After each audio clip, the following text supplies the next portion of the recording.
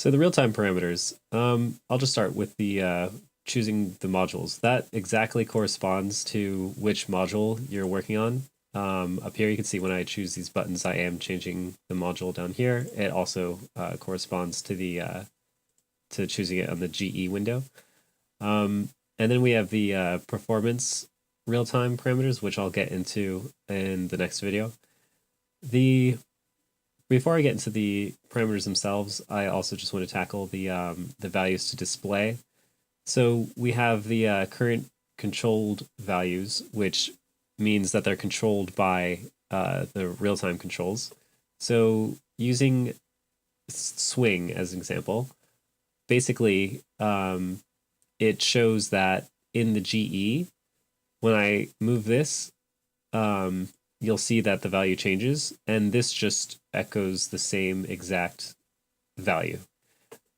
Since the Kronos doesn't have this option, I wouldn't worry about it too much, especially since you can just open the GE window. It makes it a little bit frivolous, but I might sneeze. Always sneezing in these videos now.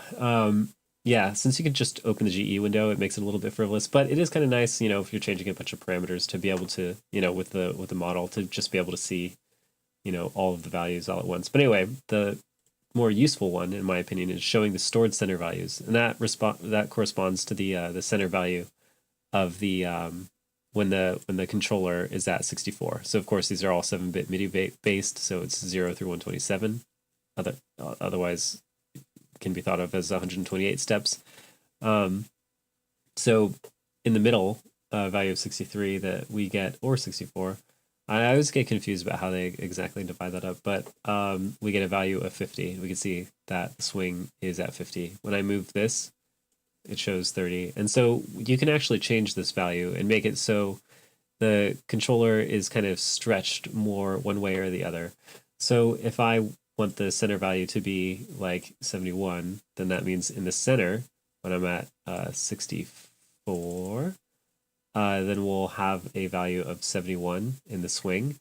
And that also means that everything lower is a bit more stretched out, and everything higher is a little bit more compressed as far as going from the values 71 to 102.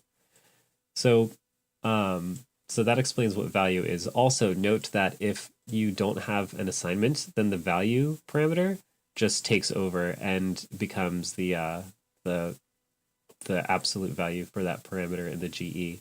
And that this value can still be limited by the minimum and maximum values. So if I were to drag this down, you'll actually see that this value will be dragged down as well, so as not to surpass the maximum value. And yeah, so let me go back to 102.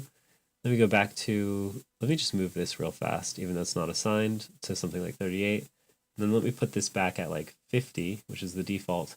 So again, since this is unassigned, then we have a swing percentage of 50. But since this thing is about, a third of the way up, if I assign this to slider 1, we will see that the parameter will change based off of where the real-time control is at. So what else? This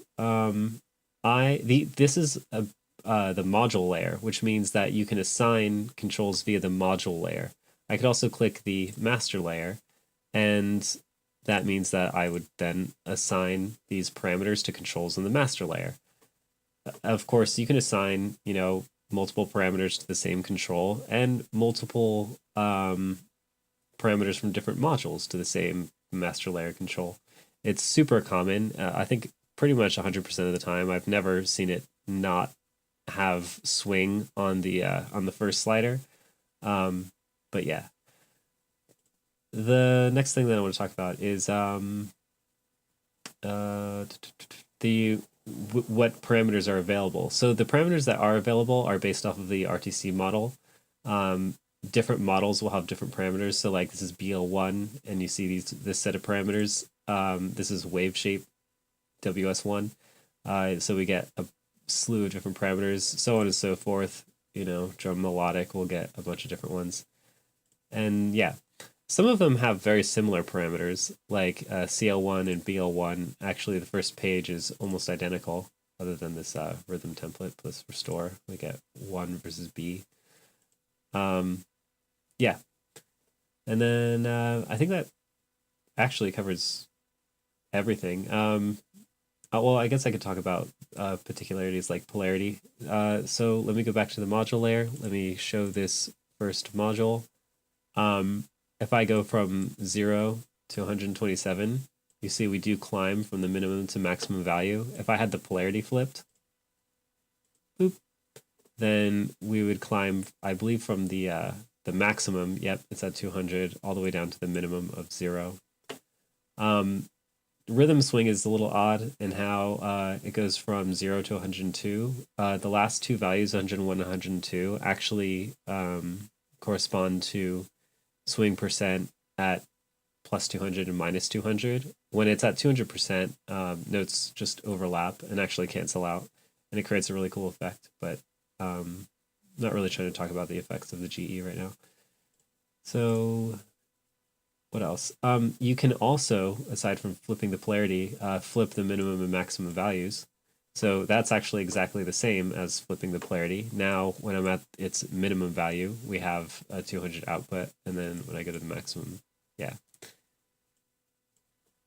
So it's kind of nice that, even though it is a little bit redundant, it is kind of nice that that Stephen made that option available. The assignments themselves, you can have sliders, switches with slider with switch action, and then switches, and then dynamic MIDI. Oh yeah, this is the whole thing. So with dynamic MIDI, without getting into too many details, you could choose to use a dynamic MIDI source assigned instead of a real-time control. And the dynamic MIDI sources are, set up here. So if I use JS plus Y, I could then have that assigned to a real-time control, and then have that affect module 1. Or I guess it just affects all modules. Okay. So then when I go over here, I could choose dynamic MIDI 1, except I can't for whatever reason. Let me just choose turn it off.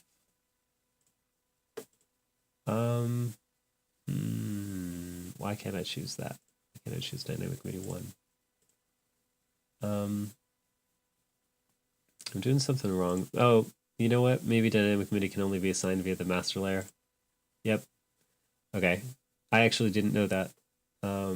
That's half the reason I do these tutorials, is so I can discover new little things like that. So that's cool. So we can only actually assign dynamic MIDI via the master layer. So I just assigned module 1, the swing, to dynamic MIDI 1, which is my JS plus Y, otherwise known as the mod wheel, or CC01. And so when I move my CC01, we get the swing changed, and I should be able to see that in real time. I can actually change this to swing, and instead of hunting in the menu, I could just choose auto assign RTC names and layer, and nothing happened actually, since this is controlled by dynamic MIDI anyway. So dynamic MIDI 1, JS plus Y is affecting that. We'll put the middle at, we'll put it at 0. Wait for, let's put that at 50. There we go. So now when I move the joystick, we do see this parameter change in real time, which is really great. I'm happy that it's not one of those things where it's just where you don't see the parameter change. I'm really happy that there is a visual confirmation of the parameter changing. But yeah, okay, cool. So that's absolutely everything. And then in the next video, I'll go over the performance real-time parameters. So thank you.